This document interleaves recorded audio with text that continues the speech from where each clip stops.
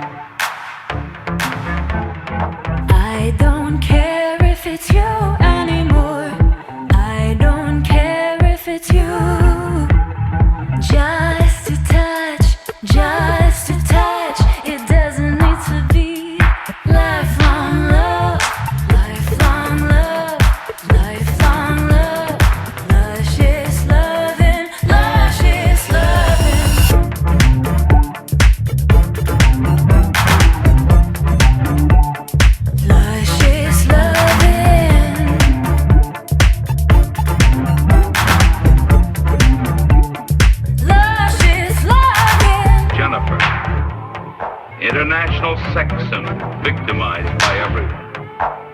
She took the blue pills. I don't care if it's her or him. I don't care if it's them.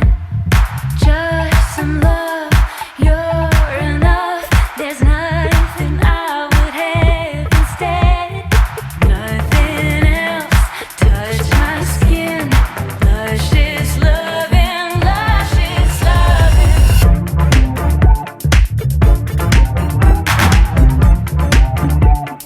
Luscious loving.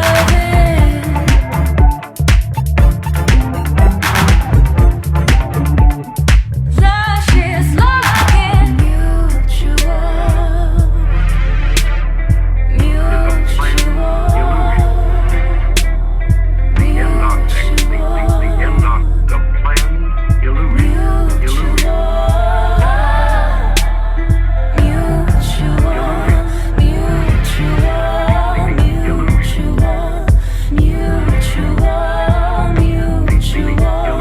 Mutual.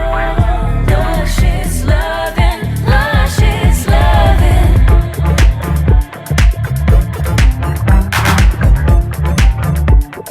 Luscious loving.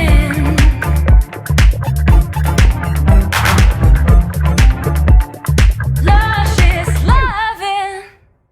Notes here.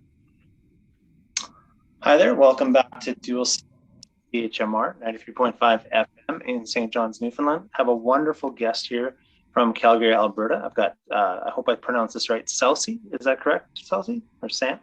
That's correct. Yeah. That's the name of the artist. Selci. Excellent. You just heard the track, When I Become a Routine Task, and the title track from the new album, Luscious Loving, from the album Fallen Woman Part 1. Why don't you tell us, thanks for the new tracks, and why don't you tell us about the new album, Fallen Woman Part 2, which implies there's more to come. Yes. Yeah. So Fallen Woman 1 is it's a lot more kind of electronic. It's a little heavier. There's a little bit more chaotic at times. I wanted it to be very like maximalist and just exploring this this kind of inner turmoil about relationships and kind of power dynamics. And then Fallen Woman 2 is going to be coming out in the fall. I just finished mixing it, and it's got more of a peaceful quality. There's a lot more acoustic instruments, there's strings, there's pedal steel, there's a little bit of electronic still, but it's more, how do you say? It's more like, it's kind of more of a meditation. It feels like it's Okay. kind of landed somewhere. So it's kind of, the content is similar in nature, just in this kind of processing of relationships and processing of, of the self, and but it's kind of two sides of a different coin. So you'll see that in the visuals. The visuals for Fallen Woman 1 are very maximalist. There's colors Okay. that Yep. it's Like the it's kind video, of Luscious Loving. yeah, and then number 2 is going to be a lot more natural and organic. I think we're going to shoot one of the videos on film, which I'm really excited Cool. about. So yeah, they've got like a similar tone in the theme, but it's kind of two different approaches, and in the music, in the content, in the lyrics, and in the visuals that will accompany it. So yeah. And you're, aside from being an incredible musician, you're obviously a visual artist. And what drew me to contact you is I was seeing through your social media, you were recreating creations of famous paintings. Yes. That's what drew me in. I'm like, this is cool. Yeah. I don't even know what all the paintings are called. Like I remember them from like some of my high school art books and stuff. So why don't you tell me what recreations you did? Yes, so that was the video for Ghost, and Ghost is actually going to be on Fallen Woman 2. Nice. There's string trio in it, and there's a pedal steel, and it's got a slightly different sound than Fallen Woman 1. But yeah, as for the video, there's Ophelia is one of the paintings. Yes. So that was Malaise, and that's a very famous painting. The other one was a painting of Sappho by Charles Mangan, and Sappho is a woman who actually existed in Greece, kind of in the time of Plato and Aristotle, and she was a very Okay. famous poet and musician and academic at the time, which was quite uncommon for women. She also uh, was romanticized kind of in the Romantic era because a lot of her history was burned by the church. Like she had lots and lots of books that were maintained, and then sort Okay. of in the medieval era when there was this sort of shift in narrative and patriarchy kind of like really taking power, they burned a lot of her work. So there's just fragments now. And As so the the romantic colonizers always do. Yes, Yeah. exactly. Yeah. So there's just fragments of her work, but it's been proven that she was, honored in her time and she was very valued for her contributions to the society.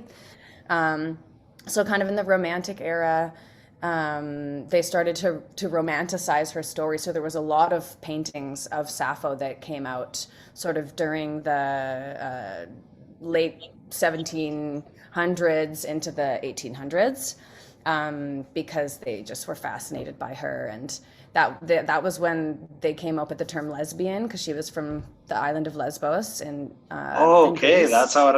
Okay. So Interesting. yeah, so there's hints in her poetry that some of her love poems are about Yes. women. But also in ancient Greece, things were like maybe a little bit more fast and loose with who loved who and that kind of a thing. But that was when they kind Right. of came up with the term lesbian. Were just thought that she was this marvelous. And do you know, this is a question, would that openness in Greece, would that have kind of played out to all the classes at the time, or was there just a certain like class that was enable that, or In ancient Greece? yeah, I mean, Well, I think it's interesting because there was still a patriarchal society. So like women, essentially, if you wanted to be an academic or if you wanted to pursue anything that was outside of like wifehood and motherhood, yeah, you would be in some ways respected, but you actually you would lose your personhood. So like you would not be able to vote. You would be removed from your, you wouldn't necessarily be part of like mainstream society. You'd kind of be on like the fringes of society still, even though she was so respected and loved by her peers. So everything was kind of loose going, but there was still like a cultural like norm that was happening. But there was a lot of like homosexual stuff that happened at that time, but then people still had their like normal like wives and partners. But even between men, like there was a lot of like homosexual acts that would happen in the military or at work or whatever, but then a lot of times they still had their like traditional families that they would go back to. so But kind of I think like now, yeah, in a lot of ways, yeah, when I totally. think of it, kind of like now, Yeah. So, yeah, um, kind of yeah. operating So I think, planes at the same time. yeah, Yeah. and Sappho, she kind of led this. She had a choir and she played instruments, and she had like this women's choir. And so there Cool. was just rumors that they were lesbians and that she was a lesbian and that kind of a thing. But there's a lot of like, a lot of queerness that was just existing in these times, even though there was still like a patriarchal structure, there was still queerness that happened just sort of like around. Even in the Victorian era when things were like really stringent, there was still there wasn't much queerness that was not accepted, but like sex work was like rampant in Victoria. So there's all this like kind of dichotomy as you go through history where it's like the cultural norm was like setting the standard, and then there's all this stuff that kind of happens in the undercurrent. Yeah. But yeah, anyway, so that's Sappho. Okay, well, yeah, I'm amazing. fascinated by her. If you just tuned in, Yeah. we're listening to we're talking to Selci from Calgary, but you were just recently on the island, am I correct? Yes. Yeah. Tell us about your journey here. Yeah, I came to visit my niece. My brothers and his partner are living there, and they're going to school at the university. what is it? Millennium? MUN. What is the It's MUN. You are on MUN University right now. You are MUN? Yeah. MUN. Yes. So MUN. the university radio station that you are speaking Yes. through right now. Totally. Yeah. It's all MUN all the time. Yeah. MUN. Yeah. It's not like Millennium University or I don't even know what the acronym is, but I know that's the university. Yeah. Yeah. You don't even know what the acronym is. Okay, good. No. So I'm not. I'm totally just an undereducated radio host. Well, cool. I did go to MUN while I was there. Nice. Great school. I've assisted on a little film shoot for this grant that what was it? Ted Rogers. It was the Ted Rogers grant. Okay. But anyways, yeah, we just shot this little advertisement for them. My partner's a cinematographer, and so he just kind of picks up work Nice. all over the place. So yeah, we hung out there for a whole day and checked it out, and it was really lovely. And then we hung out with my niece a lot, obviously, because she's 14 months, and like these times are really precious because they grow up so quickly. She's 14 years old. She's a 14 baby, months years old. 14 months old. Yeah. Yeah, so she's just young, and Okay. yeah, it was just like lots and lots of family time. I mean, the houses there are incredible. Like I'm Right. such a fan of like Victorian architecture. I was like obsessed with the houses and all the side by side and the colors, and that was awesome. We checked out some nice restaurants. What was the one? The Nash? Oh yeah.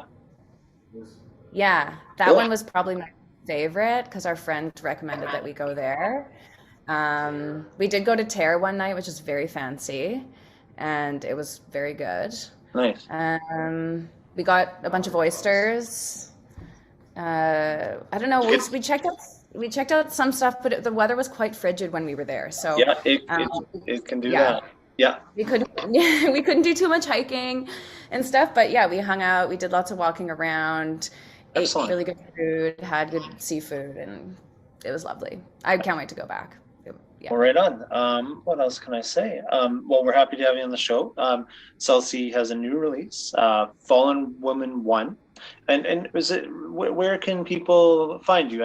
Luscious Loving is the single. I just watched so you can go to Selci, SELCI, and then Yes. Luscious Loving is the new video. Totally. I mean, my tag on everything is Yep. Selci, SELCI official. Yeah. So Selci official. Okay. That's my website. That's my YouTube. That's my Facebook, Instagram, all that stuff. Just type Selci and and go on the journey. yeah, it'll Yeah. go on the journey. All the music is streaming. I've got a Bandcamp. I've got some merch on Bandcamp. Nice. You know, Yeah. all that fun stuff, all the usual. Bandcamp Fridays. Make sure to hit you up on Bandcamp Fridays. Friday. Get that extra $1.50. Yeah, exactly. Okay.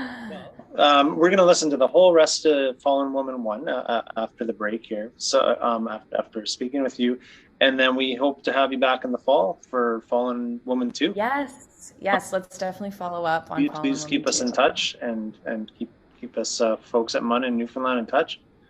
And Sure. I'm gonna book a show there soon too. So okay, sometime maybe in the summer or fall, I'm gonna come and play a show. So excellent. Well, make sure to let me know and let the radio station know. And great. Thanks so much for having me and chatting. no problem. We've got Selci, and this is the rest of Fallen Woman 1. My love, you take away the sins of the world. My love, you take away the sins of the world.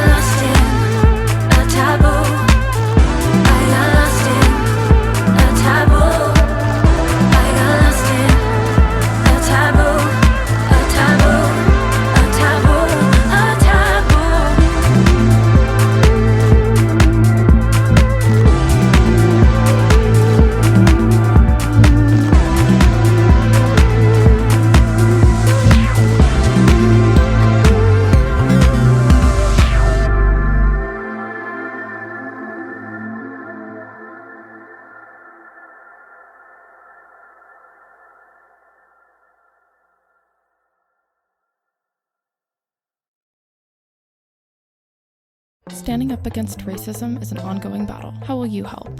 I will always speak out against bigotry and hatred when I see it. I will put my passion into action.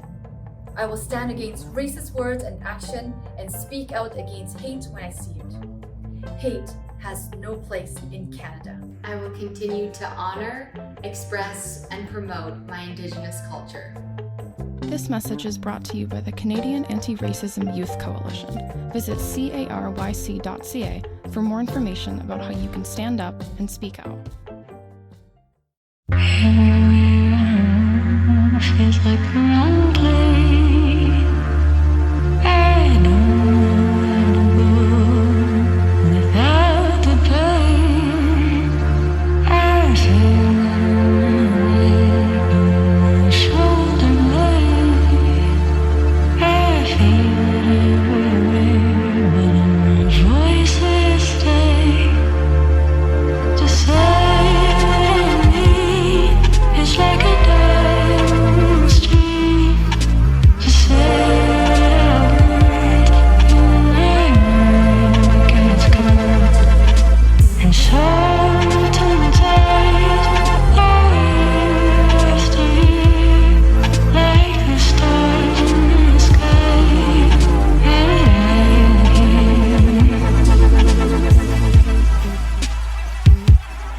if you